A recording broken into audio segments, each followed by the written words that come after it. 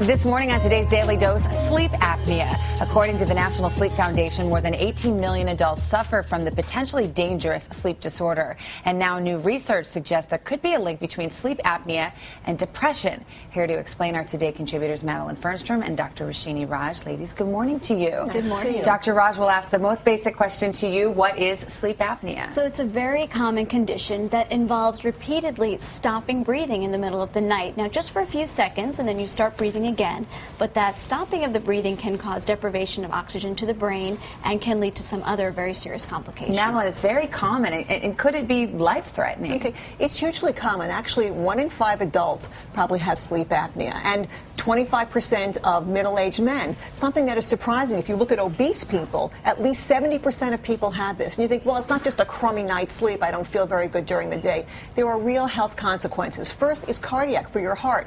Really bad for your heart. At least half these people have high blood pressure or will develop it. It's a big jolt when you stop breathing multiple times in a minute and you wake up. The other issue is that this is actually a biological arousal for your body, so that fight or flight response. So stress hormones are being pumped out all the time when you have sleep apnea, and that's not a good thing.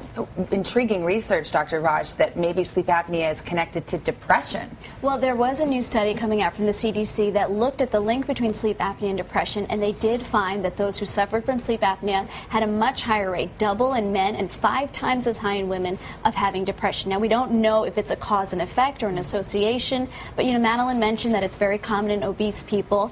Now, what's happening is they have a lot of tissues around their neck, and what happens when they're sleeping is, the tissues, soft tissues in the back of the neck kind of collapse and close the airway. So it's really important that obese people in general are aware of this, but even thin people can have it too, especially if they, for hereditary reasons, have a narrow airway. A lot of people don't realize they have it. Real quickly, what are the symptoms that you have it if you aren't noticing that you're waking up? Right. Well, because you're waking up so much in the middle of the night, you may have a lot of daytime drowsiness. You may be irritable during the day. Loud snoring is one, and if you have a partner who's sleeping with you, they may notice that you stop breathing for a few seconds and then very abruptly wake up and start snorting and gasping for breath. You may not really be aware of this at all. And Madeline, what are the risk factors? Okay. The risk factors are certainly, number one is obesity, and moderate obesity, severe obesity. If you have a wide neck circumference, as Rashini was saying, that's something where these tissues can kind of flop to make your airway smaller. So a man with a 17-inch collar, for example, women almost the same. If you smoke, that's a risk. If you have high blood pressure. So you have to be aware of this. But there's some good news in terms of there are some lifestyle things that can help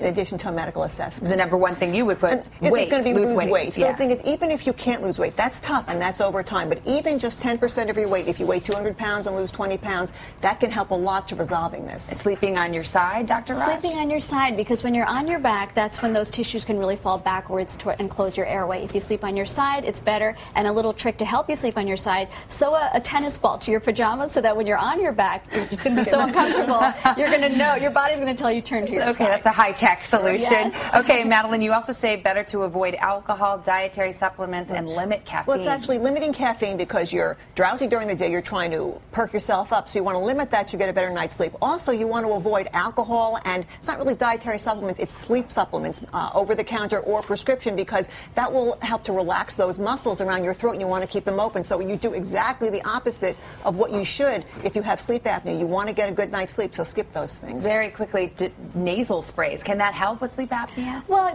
the best treatment for sleep apnea is a machine called a CPAP machine, continuous positive airway pressure, and that basically is a mask that you'll wear at night to keep your airway open.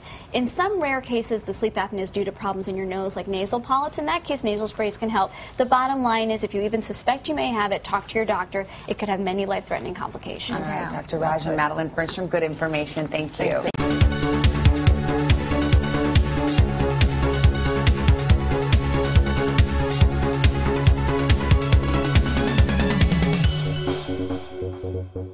Thanks.